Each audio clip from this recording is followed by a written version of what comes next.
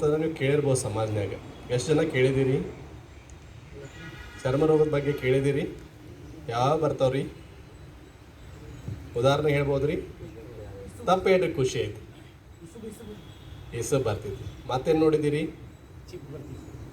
ಏನ್ರಿ? ಚಿಬ್ಬನ್ ನೋಡಿದ್ದೀರಿ. ಮತ್ತೇನು ನೋಡಿದ್ದೀರಿ? ಸೋರಿಯಾಸಿಸ್ ನೋಡಿದ್ದೀರಿ. ಮತ್ತೇನು ನೋಡಿದ್ದೀರಿ? ಫಂಗಲ್ ಇನ್ಫೆಕ್ಷನ್ ನೋಡಿದ್ದೀರಿ.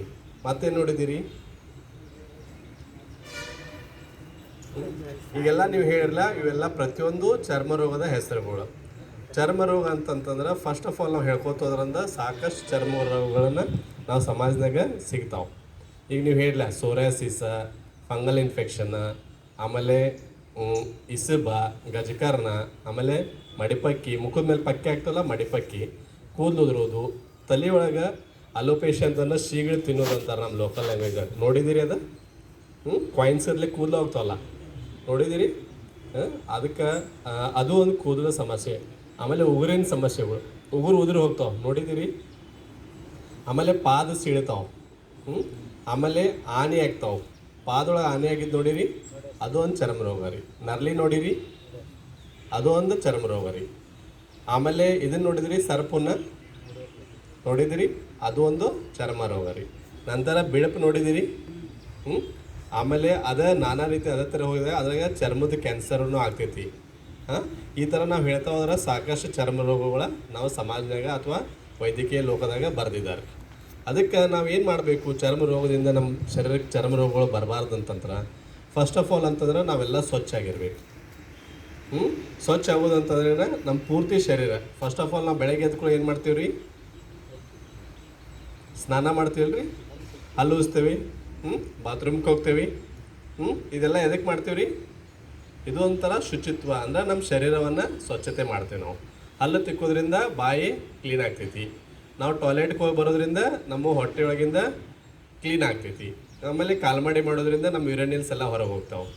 ಇವೆಲ್ಲ ಯಾಕಪ್ಪ ಅಂತಂದ್ರೆ ನಮ್ಮ ಶರೀರದಿಂದ ಹೊರಗೆ ಹೋಗೋದ್ರಿಂದ ನಮ್ಮ ಶರೀರದಂತ ಎಲ್ಲ ಹೊಲಸನ್ನು ಸ್ವಚ್ಛತೆ ಮಾಡುವಂಥ ಕಾರ್ಯಗಳನ್ನು ನಾವು ದಿನಪ್ರತಿ ಮಾಡಬೇಕಾಗ್ತೈತಿ. ಅದೇ ರೀತಿ ನಾವು ಕೂದಲ ಕಟ್ ಮಾಡಿಸ್ತೀವಿ ರೀ. ಎದ್ರ ಸಂಬಂಧ ಮಾಡಿಸ್ತೀವಿ ರೀ? ಅದು ಒಂದು ಸ್ವಚ್ಛತೆಯ ಭಾಗ ರೀ. ನಾವು ಪ್ರತಿ 15 ದಿನಕ್ಕೆ ಅಥವಾ ತಿಂಗಳಿಗೊಮ್ಮೆ ಕೂದಲ ಕಟ್ ಮಾಡಿಸ್ತೀವಿ. ಅಂದರೆ ನಮ್ಗೆ ಹೆಂಗೆ ಬೇಕಲ್ಲ ಆ ಥರ ಹೇರ್ ಸ್ಟೈಲ್ ಮಾಡ್ತೀವಿ ರೀ. ನಮಗೆ ಚಂದ ಕಾಣೋದಕ್ಕೂ ಆಯ್ತು, ಆಮೇಲೆ ನಮ್ಗೆ ಸ್ವಚ್ಛತೆ ಬಗ್ಗೆನೂ ಆಯಿತು. ಮತ್ತು ನಾವು ಉಗುರು ಬಂದ್ಕೊಳ್ಳಿ ಉಗುರು ಕಟ್ ಮಾಡ್ತೀವಿ. ಮಾಡ್ತೀವಿ ಏನಿಲ್ಲ ರೀ? ಮಾಡಂಗಿಲ್ಲ ರೀ? ಮಾಡ್ತೀವಲ್ಲ. ಎದಕ್ಕೆ ಕಟ್ ಮಾಡ್ತೀವಿ ರೀ? ಅಂದ್ರೆ ಅದು ಒಂಥರ ನಮ್ಮ ಸ್ವಚ್ಛತೆ ರೀ.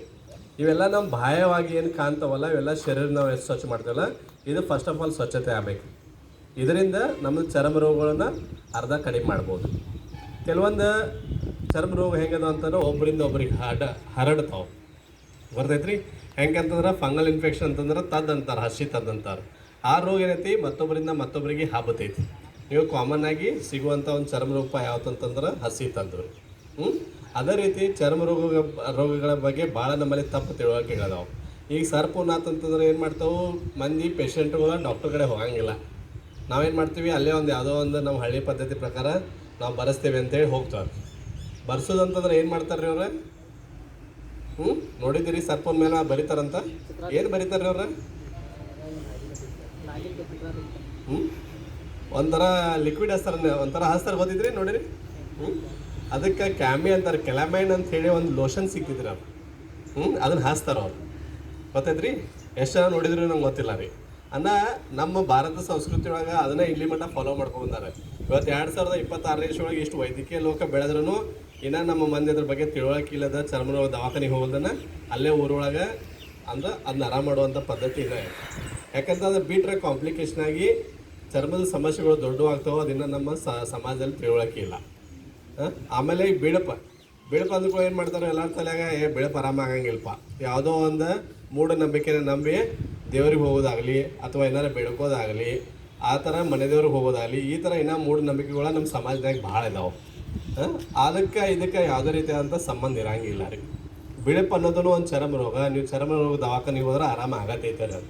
ನಮ್ಮ ಎಷ್ಟೋ ಮಂದಿ ಆರಾಮ ಆಗಂಗಿಲ್ಲ, ಇದ್ರ ಬಗ್ಗೆ ಎಲ್ಲಿ ದವಾಖಾನೆ ಇಲ್ಲ, ಯಾವ ಡಾಕ್ಟ್ರು ಆರಾಮ ಮಾಡಂಗ ನಾನು ಇನ್ನೂ ಭಾವನೆಗಳ ಇನ್ನು ಮೂಢನಂಬಿಕೆ ಒಳಗೆ ದೇವಸ್ಥಾನಕ್ಕನ ಹೊಂಟೈತೆ ಮಂದಿ. ಅದು ನಾವು ತಿಳುವಳಿಕೆಯಿಂದ ನಾವು ತಲೆಯಾಗಿನ ತೆಗೆದು ಡಾಕ್ಟ್ರ್ ಕಡೆ ಹೋಗಿ ಭೇಟಿಯಾಗಿ ಅದನ್ನು ಸರಿಪಡಿಸುವಂಥ ಕೆಲಸ ನಾವು ಮಾಡಬೇಕು. ಆಮೇಲೆ ತದ್ ಬಗ್ಗೆ ಹೇಳ್ಬೇಕಂದ್ರೆ ತದ್ ನಮ್ಮ ಕಾಮನ್ ಆಗಿ ಭಾರತನಾಗ ಅಥವಾ ನಮ್ಮ ಸಮಾಜ ಸಿಗುವಂಥ ಒಂದು ಚರ್ಮ ರೋಗ. ಅದನ್ನು ಏನು ತಿಳ್ಕೊತೈತಿ ನಮ್ಮ ಪೇಷಂಟ್ಗಳ ಎಲ್ಲ ಅದೇನು ತದ್ದು ಒಂದು ಮಲ ಮಚ್ಚರ ಹೋಗ್ತಿದ್ ಬಿಡಪ್ಪ ದವಾಖಾನಿಗೆ ಯಾಕೆ ಹೋಗೋನು ಅಂತ ಹೇಳಿ ಅದನ್ನು ಮರೆ ಮಾಚುವಂಥ ಕೆಲಸ ನಮ್ಮ ಸಮಾಜನಾಗ ಆಗೋದ್ರಿಂದ ಬಹಳ ಸಿವಿಯರ್ ಆಗಿ ಹಬ್ಬಿ ಬಿಟ್ಟೈತೆ. ಗೊತ್ತೈತ್ರಿ, ಆ್ಯಕ್ಚುಲಿ ಅದಕ್ಕೂ ಟ್ರೀಟ್ಮೆಂಟ್ ಐತಿ, ಅದು ಪೂರ್ತಿ ವಾಸಿ ಆಗುವಂಥ ರೋಗ ಐತಿ. ದಯವಿಟ್ಟು ಅದನ್ನು ನಿಷ್ಕಾಳಜಿ ಮಾಡಲ್ದನು ಅದನ್ನು ಹೋಗಿ ನೀವು ಡಾಕ್ಟರ್ ಕಡೆ ಹೋಗಿ ಬೆಟ್ಟಾರ ಅವರು ಆರಾಮ ಮಾಡ್ತಾರೆ. ಅದ ಮಲ ಮೇಲೆ ಎಂದೂ ಆರಾಮ ಆಗಂಗಿಲ್ಲ. ಇವೆಲ್ಲ ಇದೇ ರೀತಿ ಎಲ್ಲ ಚರ್ಮ ರೋಗ ಬಗ್ಗೆ ಹೇಳ್ಕೊತವ್ರೆ ನಮ್ಮ ಸಮಾಜಗಿನ ಮೂಢನಂಬಿಕೆಗಳ ಮೇಲನ ಚರ್ಮ ರೋಗಗಳು ಆರಾಮ ಮಾಡುವಂಥ ಕೆಲಸಗಳು ನಡೆದಾವೆ. ಇವತ್ತು ನಾನೇ ಇಲ್ಲಿ ಬೆಳಗಾವಿ ಜಿಲ್ಲಾದಾಗ ಡಾಕ್ಟರ್ಕಿನ ಎಲ್ಲ ಗೋಕಾಕದಾಗ ಮಾಡ್ತೀನಿ. ಇನ್ನು ನಮ್ಮಲ್ಲಿ ಎಷ್ಟು ಚರ್ಮ ರೋಗ ಬಗ್ಗೆ ಮೂಢನಂಬಿಕೆ ಐತಂದ್ರೆ 90 ಪೈಸಾ ಮಂದಿ ಚರ್ಮ ರೋಗ ದವಾಖಾನಿಗೆ ಹೋಗಂಗೇ ಇಲ್ಲ. ಅವ್ರೇನು ಮಾಡ್ತಾರೋ ಅಲ್ಲೇ ಗುಡಿ ಗುಂಡಾರ ಮೂಢನಂಬಿಕೆ ಅಥವಾ ಯಾವುದಾರು ಒಂದೆಲ್ಲ ಬರೋ ಆರಾಮ ಮಾಡ್ತೀರಂದ್ರೆ ಅವ್ರ ಕಡೆ ಹೋಗಿ ಆರಾಮ ಮಾಡುವಂಥ ಪದ್ಧತಿ ಇವತ್ತಿಗೆ ಆದ್ರೂ ನಮ್ಮ ತಾಲೂಕನೇ ಐತೆ. ಇದೆಲ್ಲ ಹೋಗ್ಬೇಕು. ಯಾಕೆ ಹೋಗ್ಬೇಕಂತಂತಂದ್ರೆ ನಮ್ಮ ಶರೀರನೂ ಸಂಪತ್ತು ಆಗಲ್ಲ, ಆರೋಗ್ಯ ಎಲ್ಲೂ ಸಿಗಂಗಿಲ್ಲ.